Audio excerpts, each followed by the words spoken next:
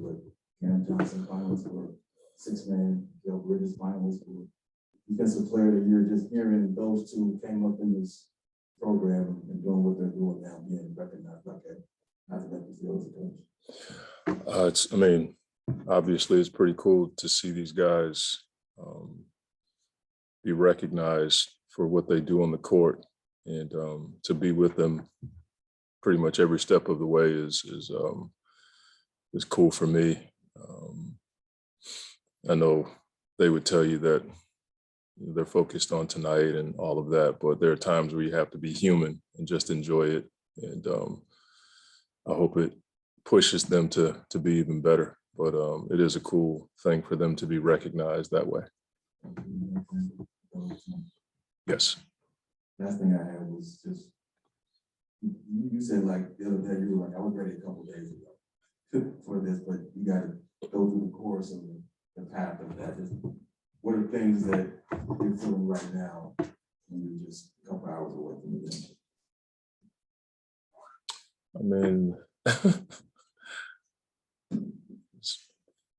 Feeling like I'm going to get peppered with a lot of questions. That's about. It's not a normal game day. That's what coaches tend to say, or we tend to try to make it seem like it's a normal game. It's not. It's playoffs, so you feel that. But you also have to, for me anyway, I have to lock into my normal progression of doing this and then getting back into the locker room with the coaches, and if anything comes up, we'll talk about it and then get the players ready with our presentations and all of that, and then go out there and play. So again, I use the word all the time. I'm just grateful to be in this position, and we want to take advantage of it. Coach, happy Easter. Just wanted to ask you about Herb Jones. He's a guy that's gotten a lot of buzz for being the quality defender that he is as a rookie. Just what have you seen from him and his defense on the side of the ball? He keeps the ball in front, and he's long enough when he does, let a guy get by him or there's a mistake, he's got the length and athleticism to recover. But his instincts, you can tell that, wherever he learned it, he came from a good defensive foundation. He's got great feet. He's got for a long kid, he's got a really good center of gravity. And I saw it when I was doing management in San Antonio. I went to Alabama to spend a couple of days with Avery, and I came back to San Antonio just telling everybody about Herb, not knowing that he would end up, on our draft board, and we were really high on him, and he ended up with New Orleans. I was like, man, they got a really good player. Monty, when you look back on the 48-hour turnaround that you guys have had, you guys have been really good this year, and like in past years with that shoot around the morning of prepping stuff. Do you think that helps for this kind of situation where it is almost like a regular season game in terms of prepping? We've been prepping all week, mostly prepping for ourselves, scouting ourselves. But once we got down to two teams, it allowed for us to prep even more. But yeah, I think it helps when you have a veteran squad to, hit them with a lot, and they can absorb it. So all week long, we've been just chopping away at different trees that we need to knock down to make sure that, we don't overdo it, but we want to make sure they have the necessary information so that they can have a competitive advantage. We just had a lot of time to do it. Something Cam Johnson told us when we asked him what he learned the most from last postseason was that no matter what the series is at, like you can't treat it any differently, 2-0, 3-1, whatever it is. How much do you think the younger guys have just improved mindset-wise with what you've seen this week? I think they have a respect for the whole thing. There's a humility that I've talked about. When you've gone as far as we did last year, you understand that, Chris says it all the time, you're not promised, and you have to step by step go through your process, and that creates a level of humility. I think all of the guys have expressed that, how hard it is, and I'm hopeful that it allows for us to have a good game tonight. That's as far as we can look, and I think they talk about that. It's just one game. We have do the next right thing mentality around here, and the next right thing is having a great meeting before we step on the floor. Obviously, coaching fraternity is very, very close. You get a chance to talk to Willie and all before today, or what's the communication like with you two? You guys go way back as you guys do in this playoff series. I mean, we texted after the game the other night, but that was it.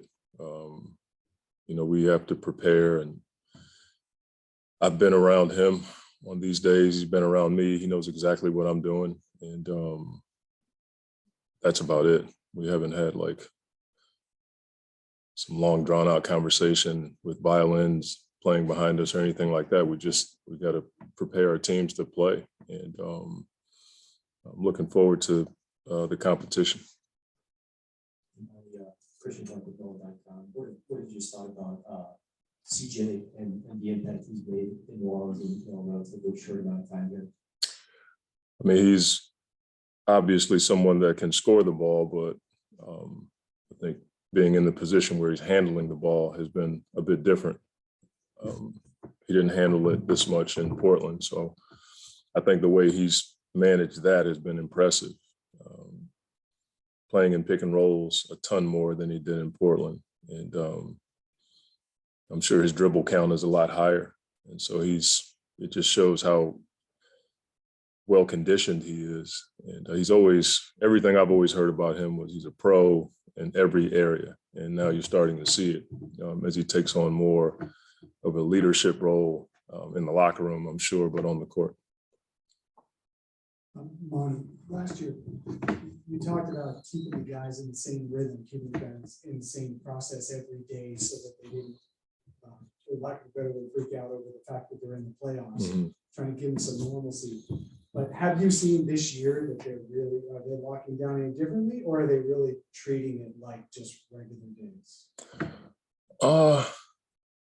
I mean, I haven't seen like a drastic difference in our days just because we've always said we don't want to let anything affect our culture. I've seen more focus because they kind of know what to expect, whereas last year we had no idea with that group what to expect. When we go through a scouting report, like they're completing our sentences a lot as we go through a report because they kind of know more than they did last year corporately, but I haven't seen any drastic changes at all. They've been getting together at Chris or Book's house to watch games. They did that last year. We have an 11 o'clock practice. We've seen guys in the gym close to 9 o'clock getting ready, but they did that last year. So I don't see anything that different, but they could tell you otherwise. I know being around Willie on the basketball court for years, you probably had an idea of what kind of coach he would be. Is there anything scouting the Pelicans now, anything about a Willie Green coach team that surprises you? Not really. I mean, they play hard. They've been resilient. That's been Willie. And I've had the blessing of being with him from day one in the NBA. He's been the same tough, resilient guy. He's just grown and he's got a ton more experience. But his team basically reflects his personality. They keep coming, and that's who Willie has been his whole career, and it served him well. You look at the way they finished the season. What and you look back at the tape, what has stood out? I mean, CJ aside, clearly there are other identifiable characteristics that you guys have probably picked up on. What have been maybe the top for this team in the last one? I mean, I think the thing that's been interesting is how they've been able to sustain playing big, whereas most teams typically don't play two centers the way that they have, and they've been able to do it for longer stretches than most probably thought they could. And their mentality is to continue to attack the paint, to get offensive rebounds, and having two bigs out there certainly helps with that. And then the adjustment, just letting CJ lead the team, because Ingram's been in and out a little bit, and when he's out, they don't seem to lose a step. They just figure out a way to manufacture more points or get more stops. But CJ seems to be the leader, and I don't think I saw that coming, but that's been pretty evident when I watched the film. Like, he's the guy. other than that, they play extremely hard.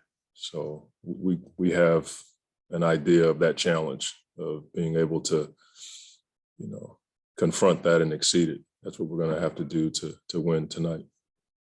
Hey, Monty, with the one game at a time, when you go back to where the season ended last year, and then you had to go into this season to get back to where you are right now, and then you play one game at a time, you have an epic season. But how much of what you did this year to get here was a motivation because you didn't complete the job last year?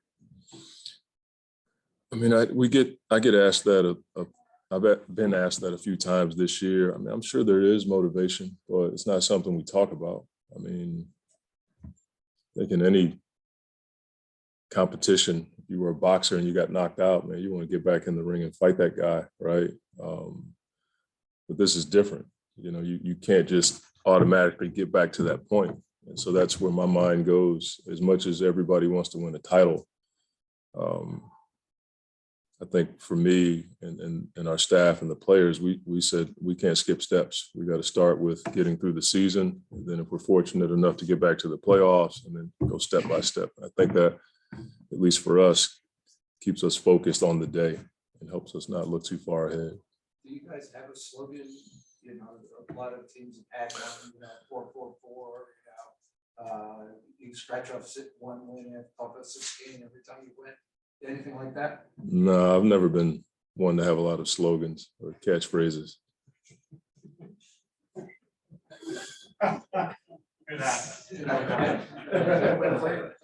Say that again. Sure, I need some help in that area.